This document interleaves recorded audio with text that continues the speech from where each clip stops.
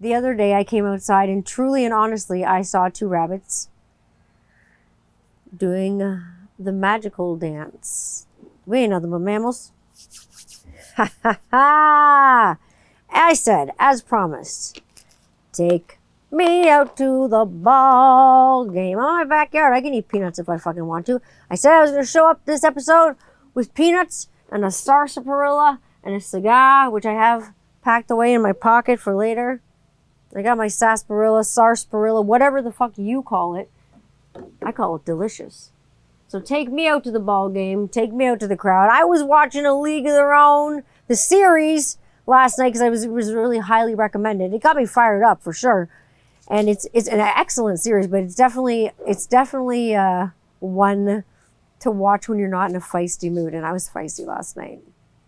So, in that feisty spirit, welcome to another episode of 21st Century Rocker Mom Podcast with me, your host, Tanya Candler. I'm here with you for a special episode. Who is your daddy and what does he do? I know Father's Day is approaching. That is hard for some of us. Me, it's definitely hard for me. But it got me thinking about all kinds of dads and all kinds of dad stuff and all kinds of things that my dad would be proud of in all kinds of different modalities. I got my notes on my lap as usual. I mean, we got all kinds of different kinds of dads and caregivers and people that identify as that. We've got biological fathers, stepfathers, we've got stepdads that, and step parents that step up when other people kind of step off or step out, for instance. We've got deadbeat parenting. And I don't want to say deadbeat dad because I actually hate that term because it's deadbeat parenting. There are deadbeat parents. There are deadbeat dads. There are deadbeat moms. There are deadbeat families. There are deadbeat grandparents, aunts, uncles, cousins, you name it. There's deadbeats everywhere. So the term deadbeat dad, that's one that really kind of fucking bugs me because there can be a deadbeat on any corner in any walk of life. It doesn't have to be a deadbeat dad. So that term, I think, should really go out the window. I don't really believe in cancel culture so much, but if we could get rid of deadbeat dad, I think that would be okay. That would be okay. Just in my humble opinion. So I just don't think that's a fair term. But I mean, look at some of the dads people have out there in the dualities that they don't even know about. I was watching a documentary not too long ago about the Iceman, and he committed so many murders for the mafia. Like by night he was out there chopping off fingers, pulling out teeth, to make sure things were not identifiable when they found these bodies. And then he was bathing himself in cologne so he didn't smell like death, and coming home to his family like on Christmas Eve, like Santa Claus, and delivering presents to the whole family. The Iceman was one of those, living a double life dads that sometimes we have. We have a double life situation almost in my family. Not really a double life. Well, my favorite chipmunk has showed up, and he knows that I have peanuts, so I'm going to give him one. There you go, Bo. Take you out to the ball game. I'm going to give him a few, so he just doesn't get up in my grill too much. Otherwise, you'll be able to see our chipmunks. You've seen bunnies. It's like the wild kingdom around here, for Christ's sake. It's a fucking menagerie. But like I say, we have sort of a colored past, very colored, like rainbow colored, every color of the friggin' rainbow. With my family, my grandfather ended up having a child with another woman, like a family with another woman. And this woman that my grandma, my Oma on my mom's side, ended up being best friends with. And she always told me about her best friend in Germany. When she'd go to Germany, she'd visit her, and we always knew her as her best friend until she found out that her best friend was actually her sister. So I don't know how long she actually knew for, but we always knew it as my grandmother's, like my Oma's best friend. And then as we got older, we found out that my great grandpa was kind of a pimp, and he fathered children with multiple women. So he was sowing the wild oats all over Deutschland. And so therefore she's still alive, my Oma sister, to this day. And I would love to go visit her. I'm going to open my sarsaparilla because that's what I do. I don't want to leave that bottle cap anywhere. Anybody could get it. No animals. My dog, Willie Nelson, gets that. Oh, it's trouble. But I think about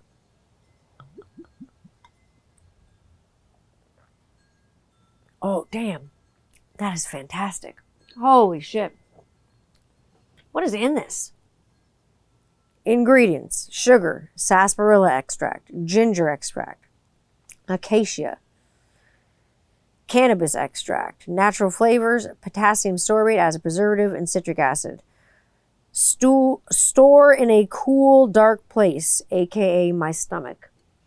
So that's we'll put it in that cool, dark place. Also my heart. But who the hell doesn't love a sarsaparilla in the summertime? It's delicious. Reminds me of baseball. Got my peanuts on my lap. I'm ready to go. But all this stuff with dads got me thinking about some of my favorite dads. I mean, the Iceman is one of my favorite dads. That's fucking crazy to live that dual life. I think that's absolutely fascinating. Cult dads. Of course those things fascinate me because you can take the girl out of the cult, but guess what? You can't take the cult out of the girl. Favorite TV dads. Like, who were some of your favorite dads on TV? The dads on TV. Who are they? Who are your favorites? I had some written down, so I'm going to read them for you because it's just dads that were like, you know, perfect dads on TV and stuff like that. You know, you had Dr. Jason Seaver. You remember Jason Seaver? You know, Dr. Seaver. Everybody's favorite dad. Tony Maselli, who's the boss? Who's the boss? Tony Maselli was one of my favorite TV dads. Yo, Angela with a R. And Homer Simpson, definitely one of most beloved dads on TV to date in pop culture. Homer Simpson is one of the most loved dads ever. He's silly and he's funny and he's kind of just learning as he goes. Kind of like most people on this earth. Homer's kind of like an everyman, I would say, or an every person. Danny Tanner, not to be confused with his dirty twin Manny Tanner, who was just terrible.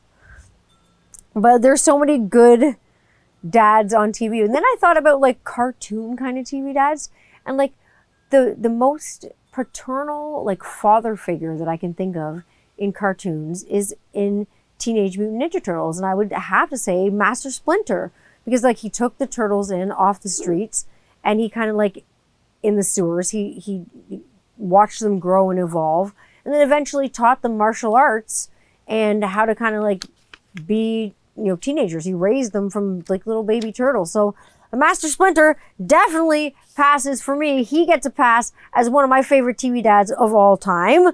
Movie dads, obviously Clark W. Griswold. And I've talked about Clark Griswold before.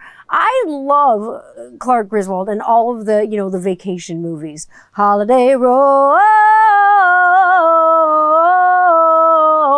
Holiday Road. Even when they got someone dead strapped to the top of their car. I mean, we're going to Wally World, people. That's where we're going today. Oh, this chipmunk's coming close. He wants to come and see me. But yeah, like I say, I love Clark W. Griswold. Edward Bloom from movies. Do you know what I'm talking about when I say Edward Bloom? Played by Albert Finney in his later years. And he was in Big Fish. He'd always have the tall tales in the Big Fish. And if you've seen Big Fish, and if you are a person who has lost your father, it's definitely a hard watch because, you know, you grow up learning all these stories from your parent or your dad or your parents. Like, I'm talking about dads. And then when you hear people talk about them after they pass, these stories, you know, they come to fruition in so many different ways. You know what I mean? And they're true. They're all true stories than the way they come to fruition. It's quite astonishing. So that one definitely is a heart toucher. Mrs. Doubtfire. Like, who the hell doesn't love Robin Williams and Mrs. Doubtfire? That's one of the best TV dads, and also drag dads. Mrs. Doubtfire made drag really cool. Like, for like a guy who couldn't see his kids, I'm gonna throw some peanuts. So what did he do? He became the housekeeper and got his ex-wife to hire him so he could spend more time with his children because the court wouldn't give him any. So like, that's like the ultimate, like, getting your shit together to see your kids. Like, that's really fucking cool. And then of course, like, America's favorite movie dad, because American Pie, nothing is more American than American Pie. And Eugene Levy, a Canadian, in American Pie as Jim's dad. You know, he catches him humping the apple pie on the countertop, and you know, we'll just have to tell your mother we ate it all. You know what I mean? Like, just so casual and so funny. Even when he talks to him about masturbation and how, You know, it's great to bounce a ball off a wall, but sometimes, you know, it's great to play catch and have someone throw it back. So fucking funny. Like, just that kind of thing.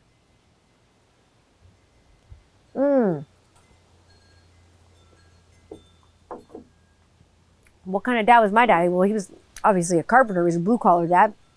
He was a music dad. He was a musician dad. My dad played guitar better than anybody I know.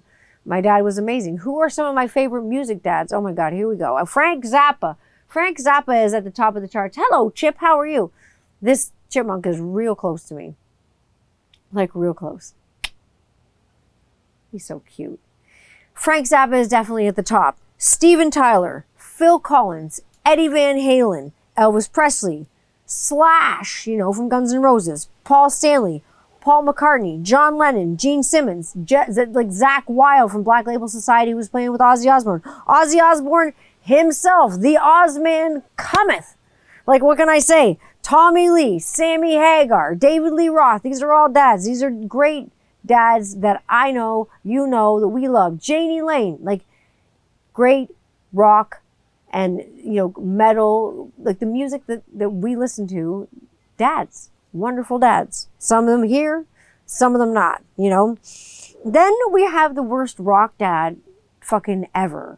When in doubt, just say Eric Clapton. Worst rock dad ever. In addition to the neglect, like really gross neglect, causing the death of his son Connor, and him being completely openly racist, making racist remarks and then becoming really vocal about his skepticism about the COVID scare, and then getting misogyny involved somehow. I don't know why Eric Clapton is such a piece of shit, but you can cross him off the list of cool dads because he's not cool. Come on. We all know Eric Clapton loves needles. So, like, heroin's cool, but getting a vaccine's not. I don't understand. So when you're mainlining, like, smack and, like, letting your kid fall off the balcony, I guess don't get a COVID vaccine. But, like, like, if it's not heroin, like, I mean, it's not okay. According to Eric Clapton, immunity, no. Misogyny, yes. He is, like, his misogyny is unmatched. I mean, like, he stole his best friend's wife, for crying out loud. George Harrison from the Beatles was his best friend, and he banged his wife. Patty Harrison, Patty Boyd, who became Patty Clapton, they inevitably became, you know, they split too. They're going to do it with you. They're going to do it to you. Hey, anybody want a peanut? But seriously, dad rock too is unmatched. There's so many bands that I consider dad rock or blue jean rock. You know, Bruce Springsteen. Definitely the boss. Wilco. Definitely the band of divorced dads everywhere. Who hears this band every second weekend? You know who? Divorced kids. Weezer. That is like, I don't know, it's a running joke with me and my friends that is Weezer for some reason. And I love Weezer. But Weezer is the is a band that divorced dads listen to more often, especially when their kids are around. They just pop on some Weezer, you know. What's with these homies dissing my girl? Why they got a front? I don't know. But Steely Dan, Bob Dylan, obviously Eric Clapton is dad rock, sort of rock. Wings, Tom Petty and the Heartbreakers, you know what I mean? The Killers, Pearl Jam. I love some Pearl Jam. Like, I love a lot of dad rock. Bryan Adams, Baby When You're Gone. I feel like I'm in love. I love Bryan Adams. I mean, especially when he pairs up with a Spice Girl, for crying out loud. I mean, he paired up with Tina Turner. Bryan Adams is my jam. Neil Young, the band, Dire Straits, Frank Zappa, Billy Joel, like Bon Jovi, Led Zeppelin, The Grateful Dead. Like, there's got to be new generations of deadheads to carry on the old generations of deadheads. I mean, Jerry Garcia is amazing.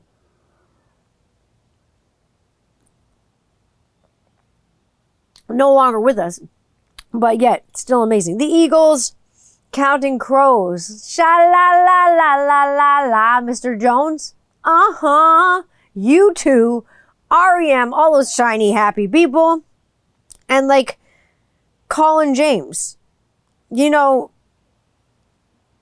he's singing in the car, like for me, like these are all bands that dads sing in the car. Like, I just came back to say goodbye. You might not know that one unless you're Canadian, but if you're not, look up Colin James. He's dad rock. He kicks ass. He does some stuff with Little Big Band, does some swing stuff, but then he does some like blue jean rock too, what I call blue jean rock, dad rock. I'll tell you, but when it comes to singing in the car for Rob, for the dad in my life, for my baby daddy,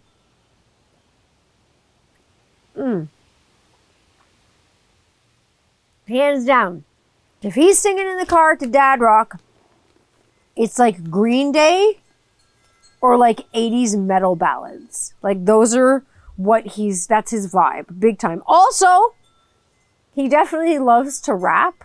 So that's when he becomes Snoop Rob. Snoop Rob comes out and it's fucking over. Watch out for Snoop Rob. Then it becomes a whole new fucking vibe. And we're just vibing with Snoop Rob.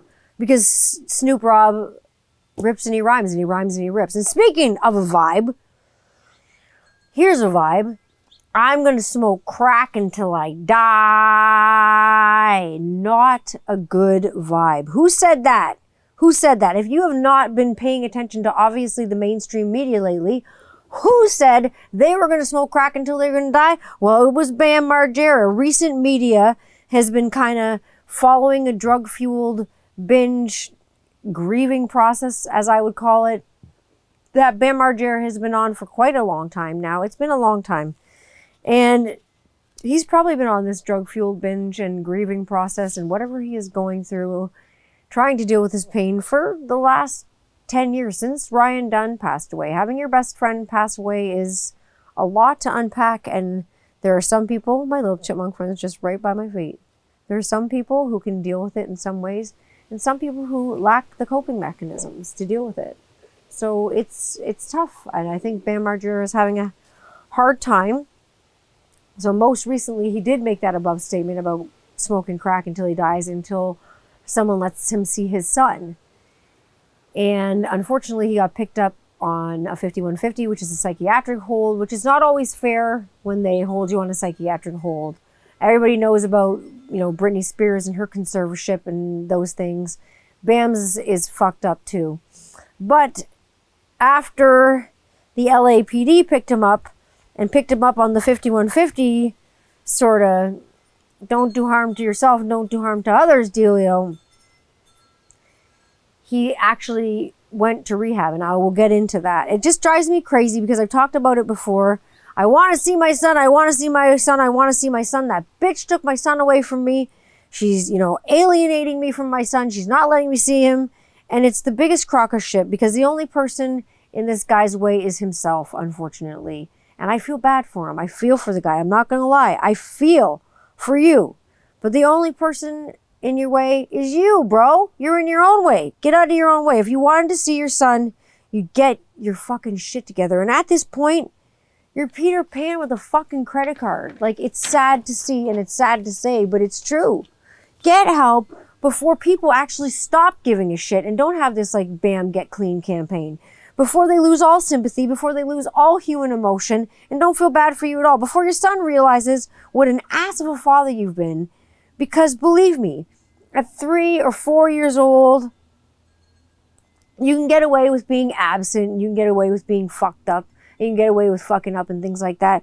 But as they get 5 years old and kind of older, your kid gets to school and they realize that you're not like other dads. And like, why is my dad like this? How come my dad's like this? This is strange. The other dads don't act like this. The other dads don't come to school in sunglasses 24/7. The other dads aren't, falling over themselves. The other dads don't disappear for weeks at a time. The kids notice and they realize that no one else is like their dad, but not in a good way. No one's like my dad in a bad way, in an embarrassing way. And that is embarrassing. The child then kind of forms their own opinion, and then you've fucking done it to yourself. You've alienated yourself, and then no one has any sympathy for you. But they try to have sympathy for you. But it's hard to have sympathy for someone who's done something to themselves. But like I say, I never experienced any of that Peter Pan shit. My dad was a good dad. He was a teacher. He was a friend. He was an ally. But like I say, he was more of a dad than a friend. I think he was obviously both. But when your parent tries to be your friend first, that's hard. That's hard. And it's hard to parent your child when you're trying to be their buddy all the time. And you can't do that. My dad was my confidant. He's my fishing buddy. He's my hiking pal. He taught me everything about boats and kind of sailing and stuff like that. I mean, I know the basic terms. I'm not intermediate by any means, but everything about facial hair and growth and beards and mustaches and loving shaving and watching beards and everything about it, and beard health and beard growth, I learned from him before I learned it from school. I learned it from my dad. So, like I say, I remember grooming care with my dad, and I remember going, every time he got a haircut, he'd go down to Vince's barbershop in the other end of the city. It would be a big day of it. It would be a big thing. He'd pack me up in the car, and my mom and my sister would go across the street to a place called Michael's Coiffure, and they go get their hair did or whatever. And sometimes I'd get my hair did too if I felt like it. But I really loved to go to the barbershop with my dad and watch him go to Vince's and watch Vince cut his hair and do the barbershop and do the whole razor thing and the towel on the back of the neck. Like, Vince was the whole deal. Like, the pole out front, like it should be. And the barbicide, the whole place smelled like barbicide, like traditional barbershop. Not like Captain's Blend, like Fleet Street. If any of you have Fleet Street soap, and I mean, Fleet Street might come out in a fragrance. I don't know. We'll see if it comes out in an oil and a butter. I don't know. It's very traditional barbershop. Smells like the old school barbershops. Just a teeny tiny bit of powder on the back of the neck. You know, all the barbicide, the clean smell, a little bit of the oak moss, the white patchouli. Smells good. Smells like clean barbershop. But I loved going to the barbershop and watching my dad get, you know, the Bugs Bunny treatment at Vince's. Because every time he went to Vince's, all I could think of was Bugs Bunny with "Welcome to my shop. Let me cut your mop daintily." And he'd be like slapping his face and, you know, doing all the stuff with the towel and everything like that. It always like made me laugh because all I could think about was fucking Bugs Bunny. Daintily, daintily. It wasn't always, you know, daintily. I always tossed a dime in the gumball machine to see what I could get, and I always got a gumball, and almost always I puked on the way home. My dad knew this was going to happen, but, like, do you want to, ruin my fun? No. I mean, I'm sure it may have ruined his fun, like, having to hold my hair back while I yacked all the way home, because I had a nervous stomach as a kid. I have a nervous stomach as an adult. There's something that's, like, nervy for me. I puke. We have a show. I puke. I played with any band before. Any band. Every kiddie show I played ever in my life, I puked before. Every Candy Darling show, every Alcoholic show, every solo show, every show I have played before in my life, I have thrown up before it. And I'm not afraid to tell you about it. That's just anxiety. I'm crazy. You know, I've always had a wobbly tummy. I got all kinds of wobbly. Sober, just excited. This past weekend, with all sorts of rad dads, including my own partner, who is a rad dad. We headed up to the Perth Pride March, and march we did. The Perth Pride March used to be called the Stratford Pride Parade, but it's not a Pride Parade anymore. It is a march, so everyone can kind of participate, and, you know, the police are there to make sure everybody's safe, to make sure everybody is minding their manners. And then I got sarsaparilla on my boobs.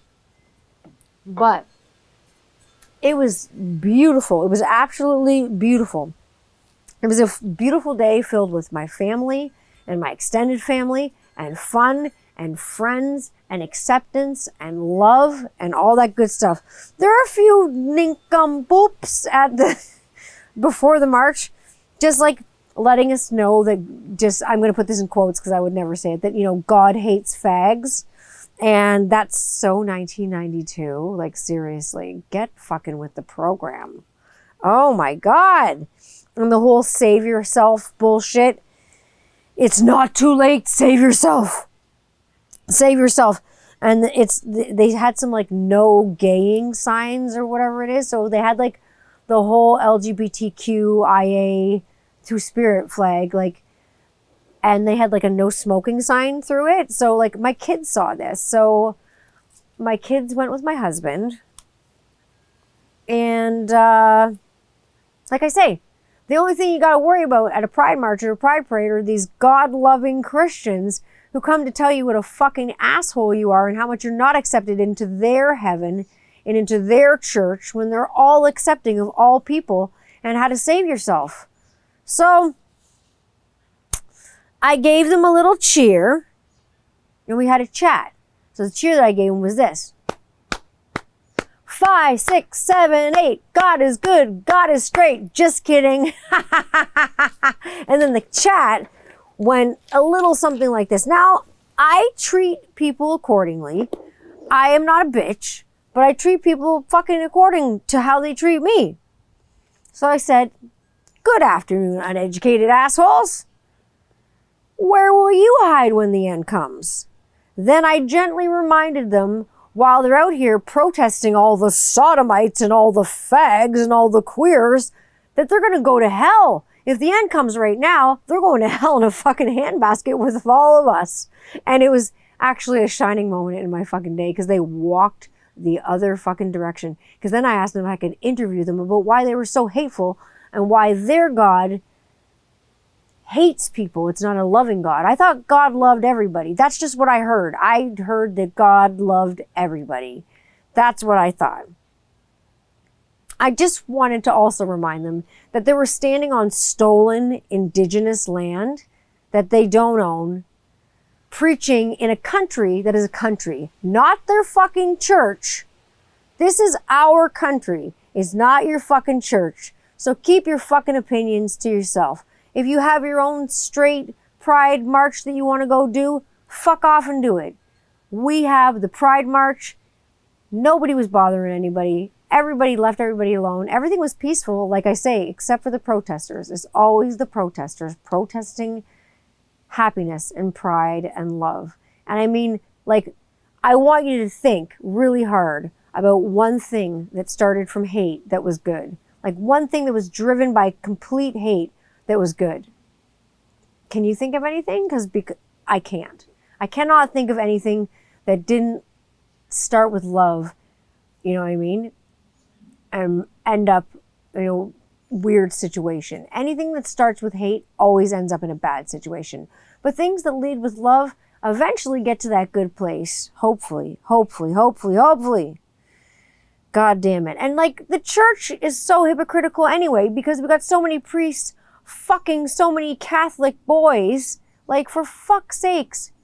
Talk about fucking hypocrites when it comes to gay sex, especially sex in gay fashion.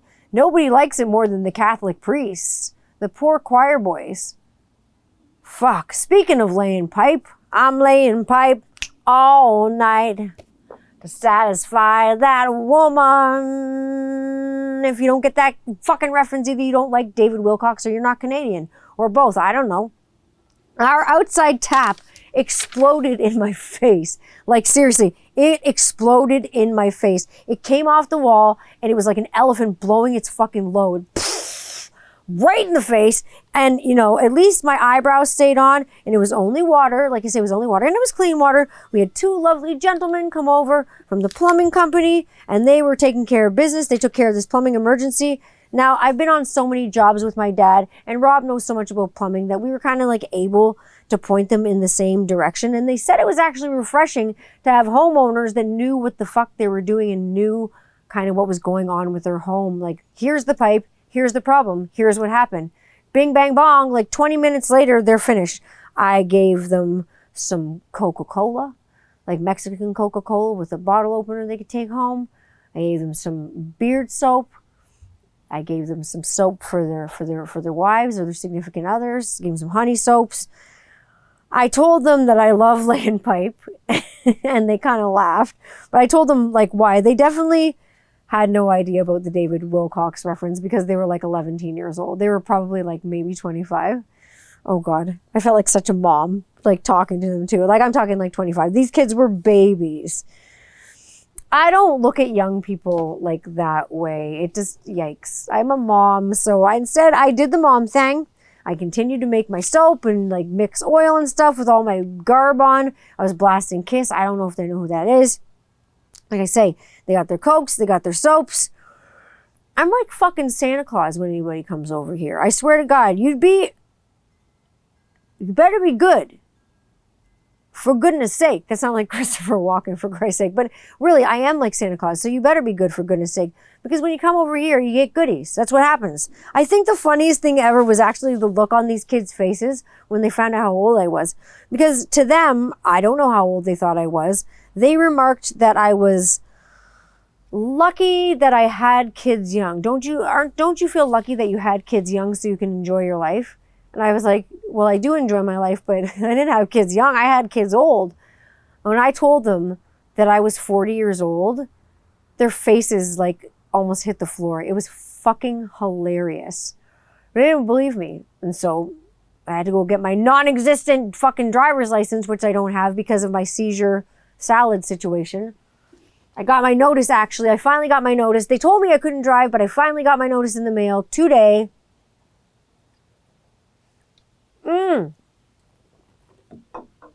It is a depressing thing when you get a notice in the mail that says, hello, do not pass go, do not collect $200, and you also don't fucking drive anywhere.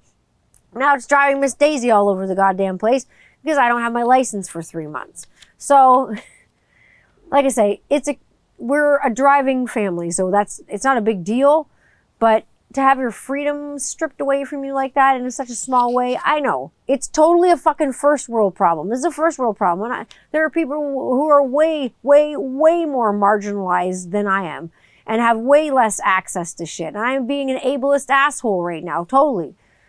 But it sucks to have your license taken away from you and just see it in the writing right there being like, you have a condition where you can't drive. I'm like, thanks for driving it home, asshole. So I'd like to thank the Ministry of Transportation and stuff like that for that, because and I also like, the guys from plumbing from reminding me that I'm old, because they're like, oh, you must get carded all the time, and like, you got kids? I'm like, have you seen my fucking house? Like, very funny, gentlemen. I like the cigar.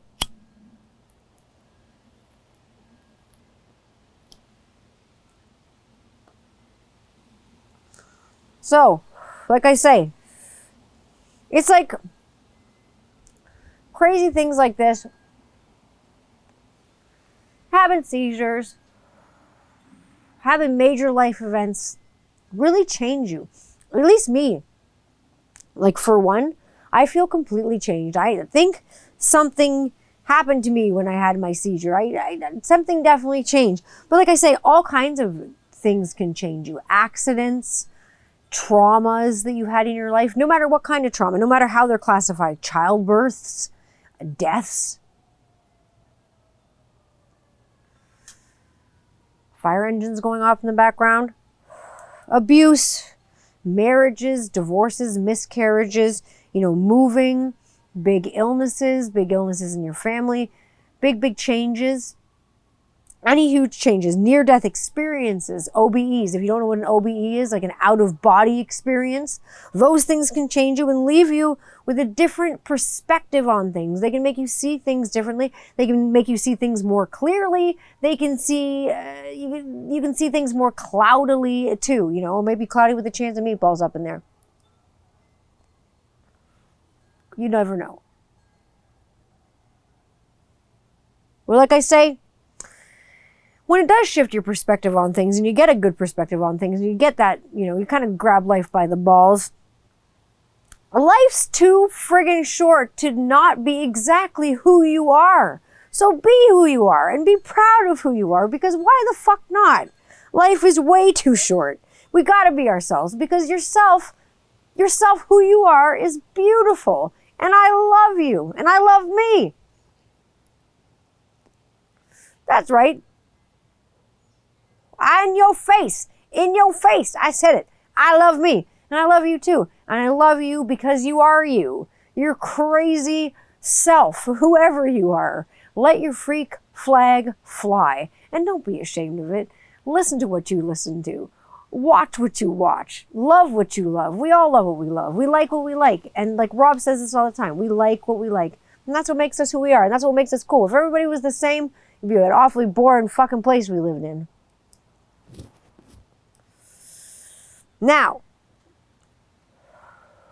I have to talk to you about something that's definitely not boring. drag queen story time. This is something that I am attending, and something that I do attend regularly with my children. If you don't like drag queen story time, then I would encourage you not to attend drag queen story time.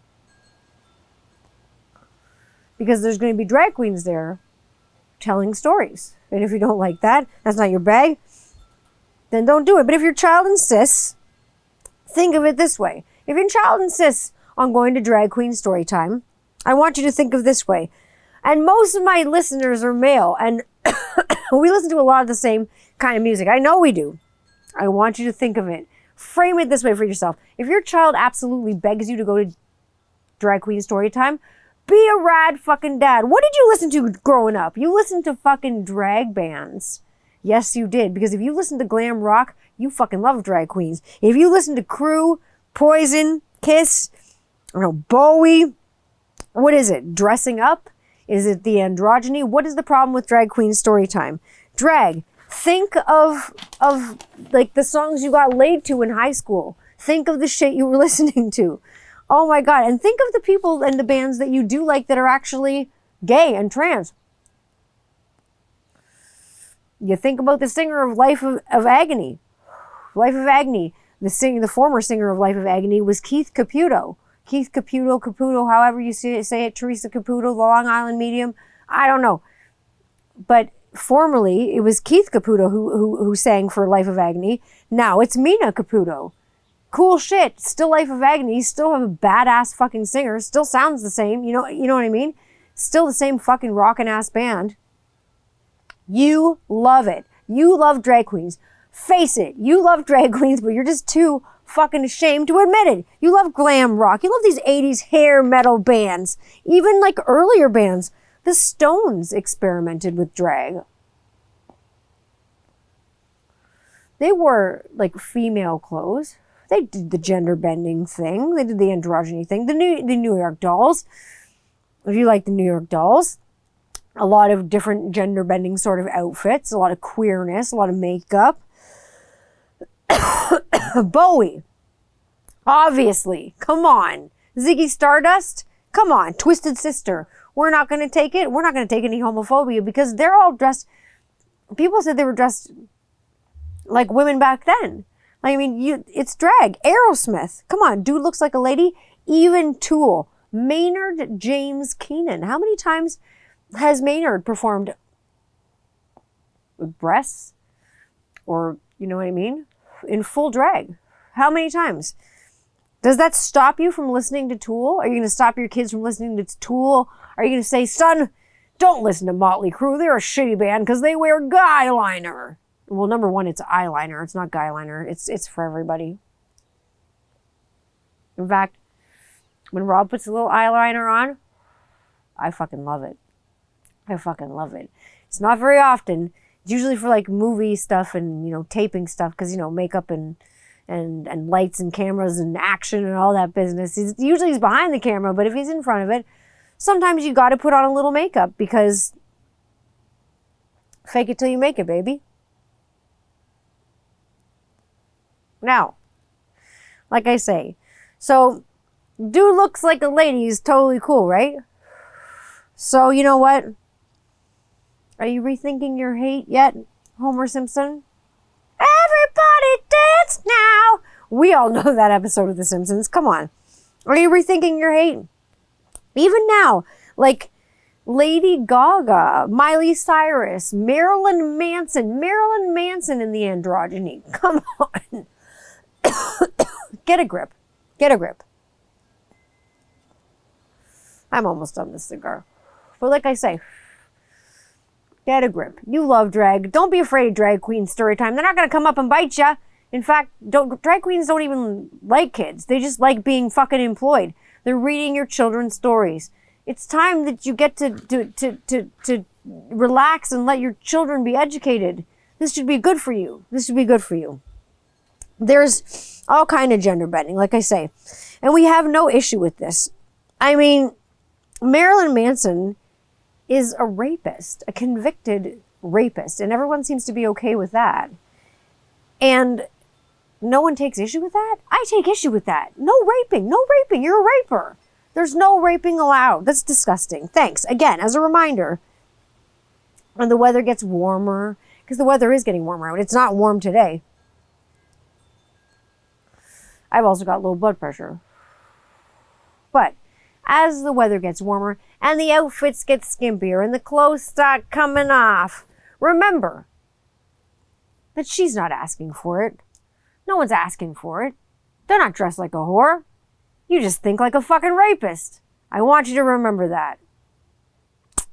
Seriously, nobody's dressed like a slut. And no one's asking for it. No one's asking for it. Remember, I'm pro-ho. We pro-ho over here. I am pro-ho. Always have been, always will be.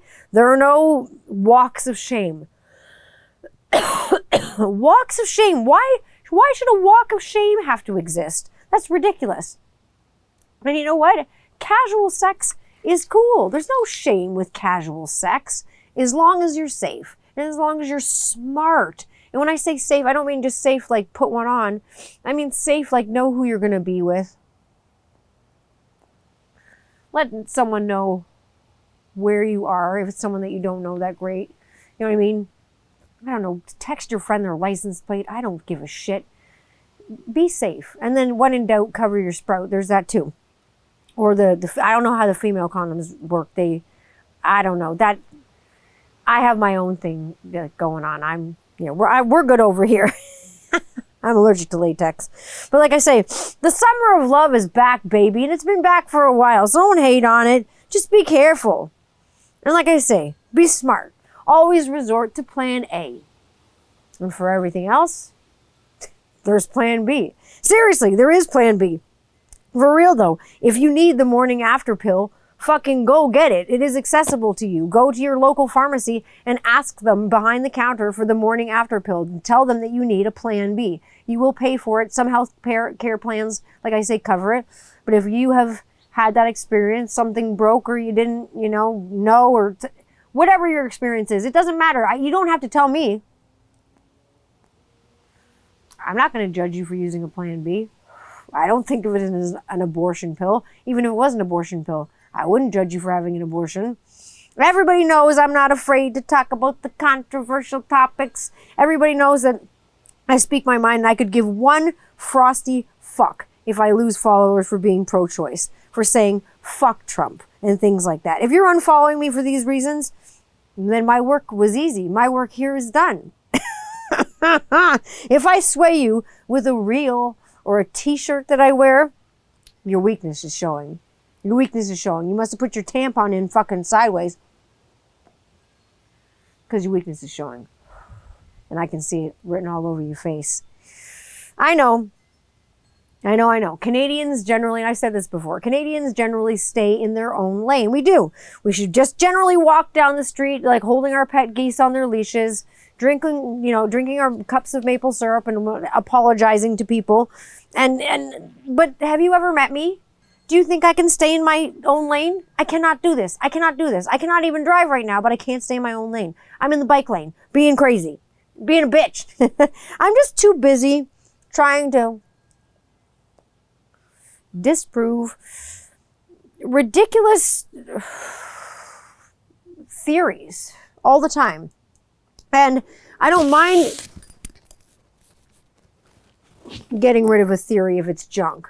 Now, I had to disprove a serious theory this week with my sister, and it was a sex theory, and she was kind of like embarrassed when I started talking about it.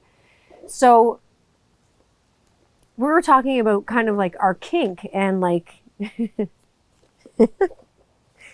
I can't believe I'm saying this. Sorry, Mom. We were talking about our kink and what we like if we are to watch an adult film and what we like to watch and whatever. And we got into talking about different penis sizes, definitely, to be perfectly honest. And she asked me quite honestly and frankly about dwarfism and what that would be like. And I was like, well, I'm having a peanut. I gotta have a peanut. I'm gonna lose my mind. I'm having a peanut. I'm so embarrassed right now.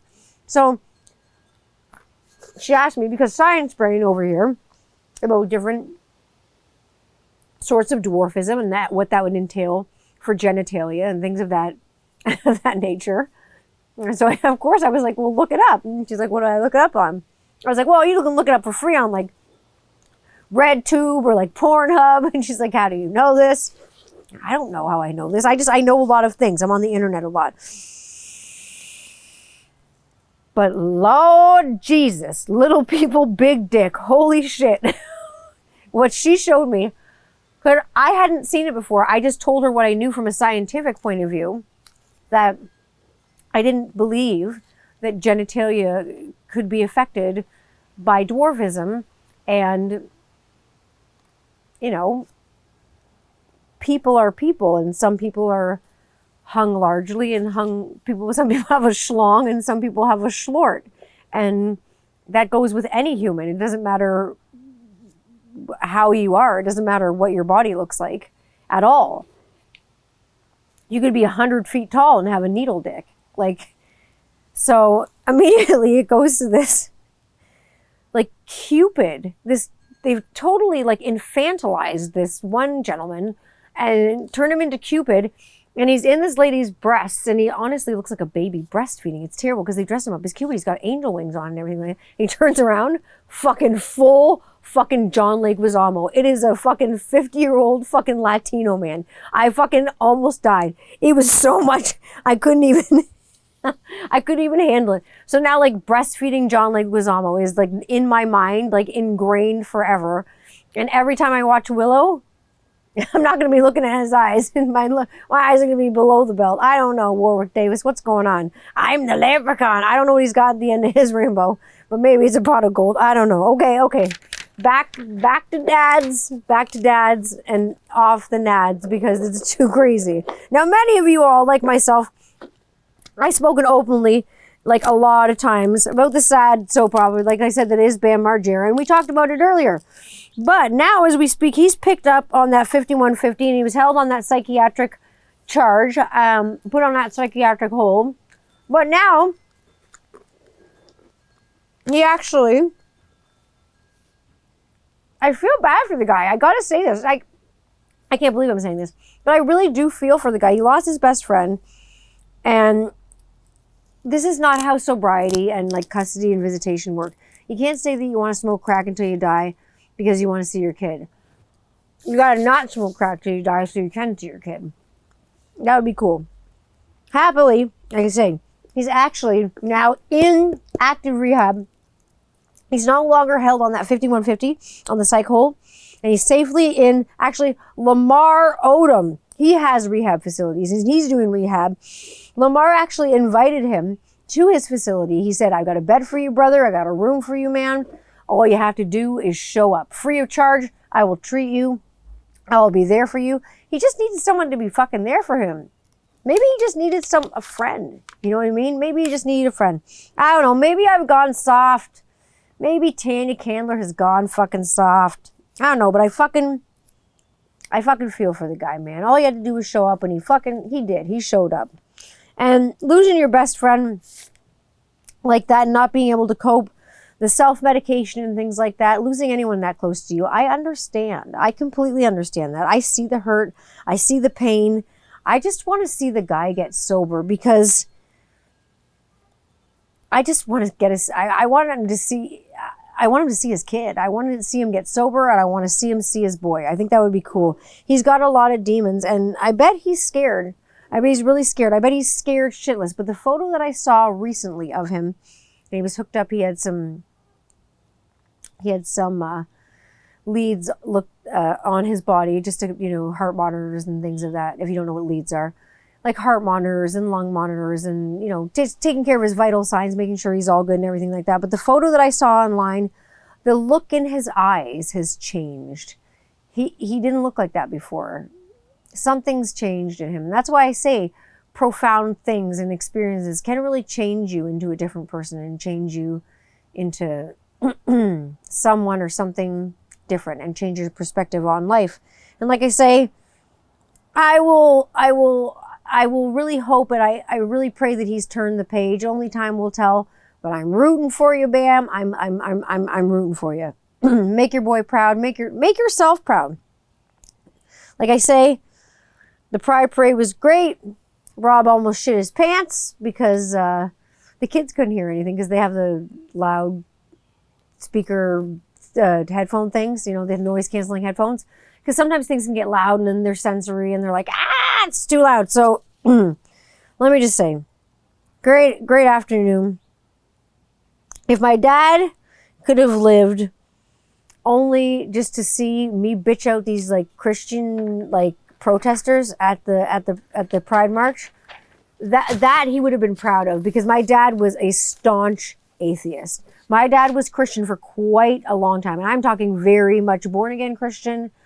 Prayed, went to church on Sundays and Wednesdays and Mondays and all the time. Like he was resaved, he got rebaptized and all that stuff.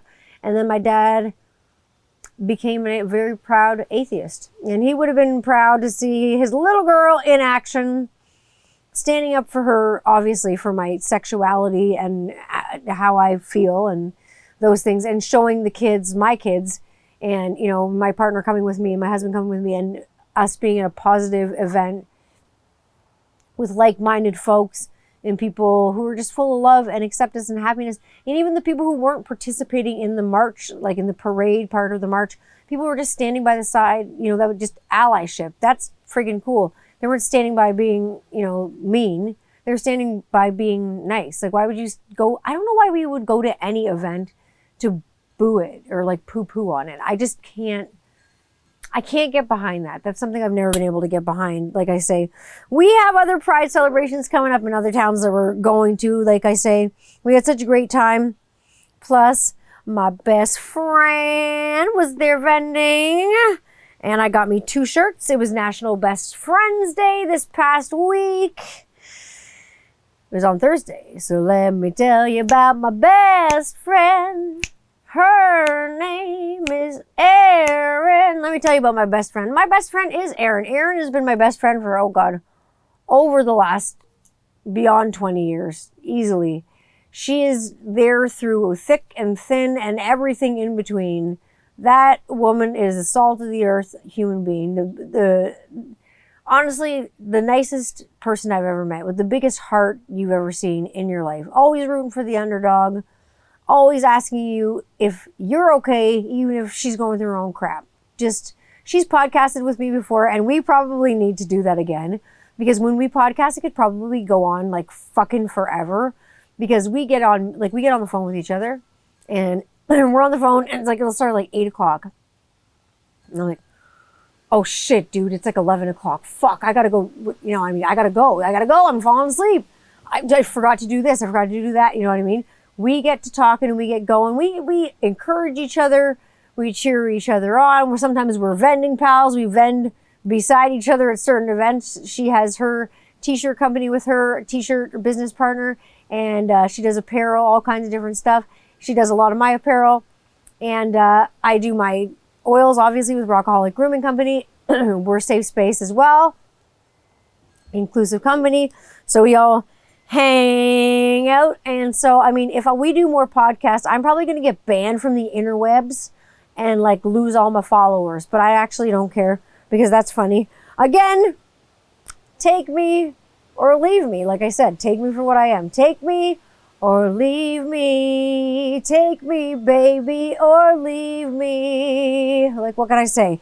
Like Eminem, God sent me to piss the world off, and then some. But also, what kind of boring life do you want to live if you don't want to fight for what you believe in? If you don't want to fight for who you are? If you don't want to fight for the underdog? What kind of fucking boring ass, sit in your armchair and let your life pass you by existence do you want to have?